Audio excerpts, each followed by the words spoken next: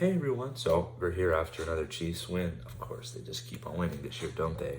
So the Chiefs defeat the Cardinals 38-10 in Arizona, and I'm here to break down a little bit of what happened in the game, a couple of key players that stood out to me a lot today. A lot of players were exceptional today, and a few interesting storylines that I found from this game.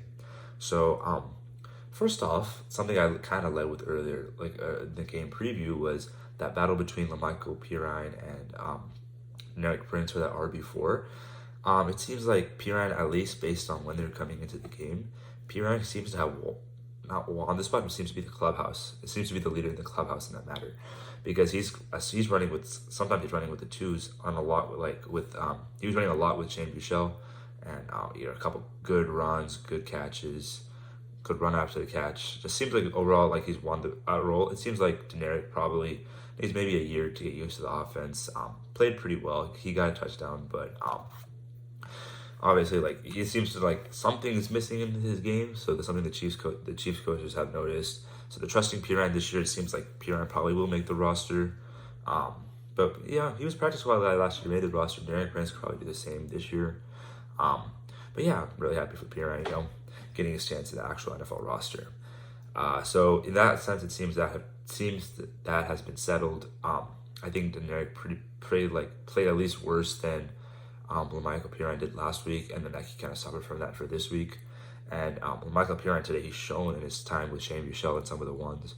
So hopefully that keeps up, and we see him, on the active roster. We'll see if the Chiefs do carry 4 running backs. Other than that, a lot of wide receivers played really well today. Rashee Rice, what a game! He had a very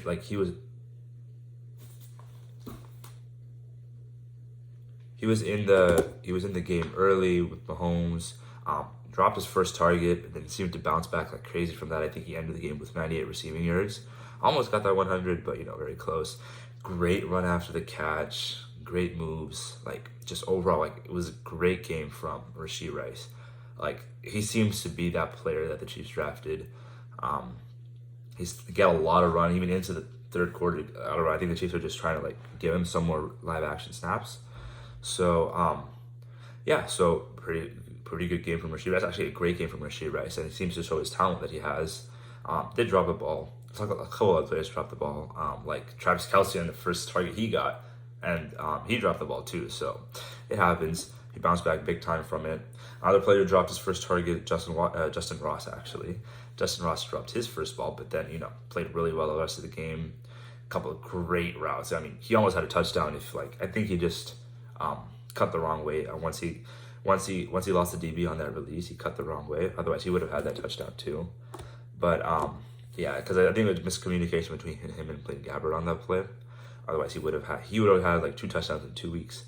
But he made a great pivot route to make one guy miss. That end zone route, he made him miss. He was wide open, just couldn't get the job done.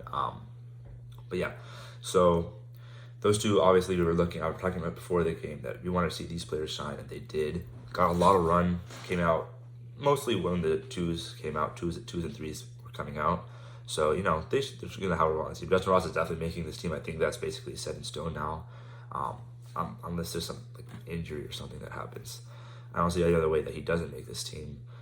Justin Watson, I know everyone who doesn't really like how he plays, but he's always going to be he seems to be Mr. Reliable. I don't know what it is about him that the Chiefs love to keep going back to, but you got a touchdown catch.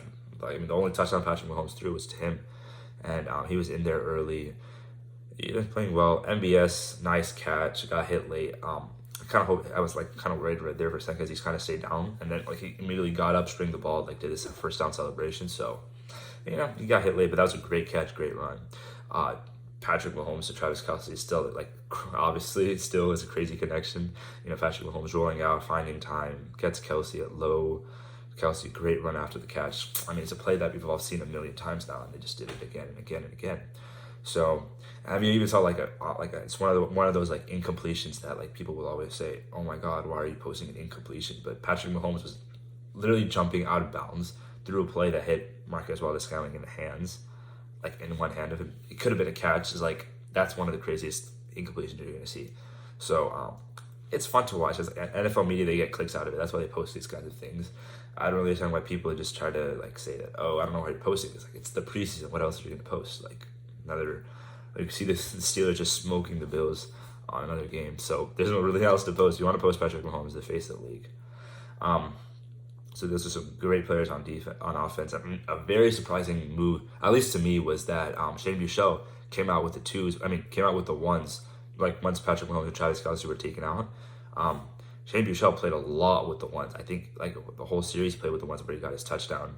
It was very surprising. I thought Blaine Gabbert was for sure going to be the backup quarterback because he has he was a veteran, a lot of experience in the NFL, and that's the kind of backup Andy Reid usually relies on instead of like a younger quarterback like Shane Buechele.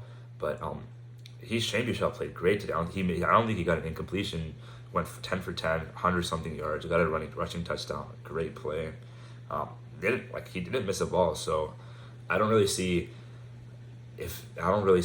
why there shouldn't be a competition for QB2 between these two. They both played really well. Obviously Shane Buechele played with the ones, so he would look a little bit better because he's better players around him. But even his second drive, he played great. Like he still had to miss a pass. So I could see that competition heating up. Who knows? Maybe they only keep two quarterbacks and one of them is Shane Buechele. So the only thing with that is Blaine Gabbert does have a whole guaranteed salary, but it's only $1 million. The thing is, the Chiefs are currently riding up against that cap. I don't really think they'll want to lose out on that dead cap. So we'll see how that goes. But yeah, it's a very interesting shift. We'll see who plays most of the next game because Patrick Mahomes will play very little, if not none, of this game. Probably most likely going to be none of this game. So it's interesting to see there. And then generally the offensive line looked great. Like in an extended snaps today, it looked awesome. Like Jawan Taylor, I keep thinking he's gonna get called for false start because he always looks like his first step is like before the snap. But I don't know, he just times it perfectly every time. If you guys remember in that Chargers Jacksonville game in the playoffs, when obviously Jacksonville comes down against our division rivals, they were down 27-0 and still came back to win that game. He made Joey Bosa big time mad in that game because Joey Bosa kept waiting for the flag to be called on Jawan Taylor. It was never called. I guess the NFL, he's realized something in the rules that he's allowed to get away with. So he looked great out there. Even Donovan Smith, he's not as technical as Jawan Taylor, but he was just using his full physical self to stop any defensive end in his tracks. He just pushing against them, just pushing straight down and using his length. Is the starting offensive line played amazing today. The Cardinals don't have any standout defensive linemen, but what do you want? What else do you want the Chiefs offensive line to? They have, if they were gonna play against a weak defensive line, you want them to dominate, and that's basically what they did. So Patrick Mahomes is going to be hopefully very safe this year, no injuries, and I don't know. The first team offense looked way better than they did the previous week. That might be a little bit with Clyde Edwards-Helaire not playing as much, but yeah, and we also saw Jerick McKinnon get a little bit of run in this game. He played really well, a lot of burst. So that's it for the offense. Let's talk a little bit about the defense before we wrap this up. About the defense, so not much to say. Very clean game. Only allowed one touchdown. It was not pretty early. It was the second team I think allowed the touchdown, but the first team defense played well. I guess a couple kind of long drives. Not really. None of them ended in points. So the Chiefs defense, the first team defense didn't give up any points. So there's not that much else you could ask for. It's not the best offense in the world. Obviously, Kyler Murray's not even playing, so couldn't see their full thing. But Chiefs DBs played well, much better than they did. Justin Reed played much better than they did last week. One player I'm kind of worried about, always worried about how he looks, is Nick Bolton. Chiefs media obviously going to be divided on him constantly. They think there's a large majority who think that he's great, small minority, very loud minority who think he's awful. I think he's somewhere in the middle.